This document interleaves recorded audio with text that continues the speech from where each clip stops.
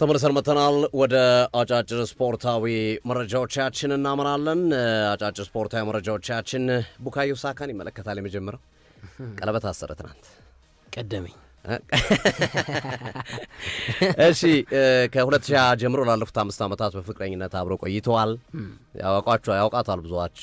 ቶላን ቤንሰን ትባላለች። በጨዋታዎች ላይ አስጠፋም። ከ2020 አውሮፓ ዋንጫ ጀምሮ 2024 ላይ የ2022 ዓለም ዋንጫ ላይ እንደዚሁም በአርሰናል ቡድን የሱን 87 ቁጥር ማሊያ ለመጀመሪያ ጊዜ በአርሰናል የለበሰው 2018-19 ሶማሊያ አድርጋ በተለይ ጃኬቷ ላይ በልዩ ነገር አሰርታ እናቃታለን እና በለንደን በሚገኝ በጣም ትልቅ ሆቴል ትናንት በደመቀ ሁኔታ ቀለበት አስሮለታል።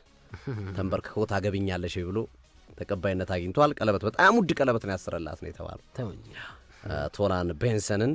በነገራችን ላይ የሚዲያ ባለሙያ ናት፣ የኛ ባልደረባ ናት። ፐብሊክ ሪሌሽን ኤንድ ሚዲያ ነው የተማረችው። የሳካን ማህበራዊ ሚዲያ በሙሉ የምትቆጣጠሩ እሷ ናት። ኢንስታግራም ላይ 7.6 ሚሊዮን ተከታይ ያለው እሷ ናት።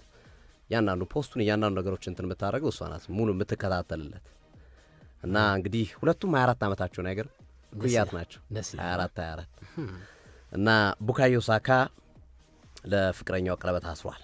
እንግዲህ ቀለበት ሲያስር ደግሞ ይበልጥ ይጎላል ወይስ እንዴት ነው የሚለውን አብረን የምንመለከተው ነው የሚሆነው። ከሰርጉ በኋላ ጥሩ የነበረው ተቋጭ ማለት ነው። በዚህ ሳምንት ባለፈው ሳምንት ስናነሳ ነበር። ዶኩ ትዳር ይሰመረለት ዶኩ ከትዳር በኋላ ተስተካክሎ። እሺ ሮበን ቫን ፐርሲ ልጁን ትናንት አሰልፎ ተመልክተነዋል። በሴልቲክ 3-1 በተሸነፉበት ጨዋታ ላይ ፊኖርድን እያሰለጠነ ይገኛል። ልጁ ሻቆየልን ቀይሮ አስገብቶ ሲጫወት ተመልክተናል። ልዩ ሙቭመንት ነበር፣ በጣም አስደሳች ነበር ለሮበን ቫን ፐርሲ። እሱ የሚነሳ ነው። ትናንት አስቶን ቪላ ያንግ ቦይስ ጋር በነበራቸው ጨዋታ ላይ ዶኒ ማለን ጎል ካስቆጠረ በኋላ ለመጨፈር ሲሄድ ሮንግ ዳይሬክሽን ሄደው ወደ ራሱ ደጋፊዎች መሄድ ሲገባው ወደ ያንግ ቦይስ ደጋፊዎች ሄደው ፈንክተውታል። በጠርሙስ እየደማ ነበረ። በኋላ ታክመው ገብተዋል ዶኒ ማለን። እሱም አነጋጋሪ ነበረ። ክርስቲያኖ ሮናልዶ ነው የሚመለከትም አንድ መረጃ አለን። ሮናልዶ እንደሚታወቀው ቅጣቱ ተነስቶለታል። ትናንት ስናነሳ ነበር በቀደም አይደል? አንድ ጨዋታ ሆኖለታል። አንቀበርም አሉ እኮ አመጹበት። ታው እንጂ እነማ የዓለም ዋንጫ ከፖርቹጋል ጋር የሚመደቡ ቡድኖች እንከሳለን ብሏል። ካላግባብ ነው 3 ጨዋታ ነው መቀጣት ያለበት፣ ስለምንጎዳ በሱ መኖር ካላግባብ ስለሆነ እየተሰራብን ያለው ብለው እንከሳለን ብሏል።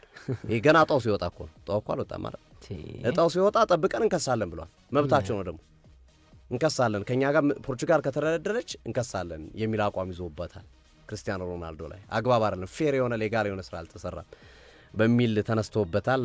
አብረን የምንመለከተው እንግዲህ ፊፋን ነው የሚከስተው። ነገራችን ላይ ሮናልዶን ብቻ አይደለም ፊፋን እንከሳለን ያሉት ከዚህ ተግባሩ ጋር በተያያዘ ተገቢ ያልሆነ ልክ ያልሆነ ስራ እየሰራ ነው ፊፋ በሚል ማለት ነው። የመጨረሻው ሰሞኑን አንድ አነጋጋሪ የነበረ መረጃ ነበር። በአርጀንቲና ሊግ የተከሰተ ነው። አርጀንቲና ሊግ በሮሳሪዮ ቡድን ውስጥ ዲማሪያ አለ። ሻምፒዮን ሆኗል። ሮሳሪዮ ሻምፒዮን ሆኖ ቀጣዩ ጨዋታውን ለማድረግ ከስቱዴንቴ ጋር ለመጫወት በሚዘጋጅበት ሰዓት ላይ ስቱዴንቶች ወጥተው ያው ዓለም አቀፍ ሆነር ኦፍ ጋርድ እያጨበጨብክ መቀበል እሺ ብለው ተቀበሉ። ፌዴሬሽን እናደርጋለን አሉ። ከዛ ሜዳ ላይ ከወጡ በኋላ ተጫዋቾቹ ወደ ሜዳ ሲወጡ ጀርባቸውን አልዞሩ። በቀደም እያነሳ ነው ጀርባቸውን ዞሩ እና ያንን የተመለከተው የአርጀንቲና እግር ኳስ ፌዴሬሽን ሁዋን ሴባስቲያን ቬሮን የክለቡን ፕሬዝዳንት ለ3 ወር እግር ኳስ እንዳይደርስ ቀጥቶታል። የክለቡን ተጫዋቾች የዞሩትን ፊት ለፊት ነበሩ፣ ግማሾቹ ናቸው የዞሩት በሙሉ ደግሞ 3 ጨዋታ እንዲቀጡ ወስኖባቸዋል።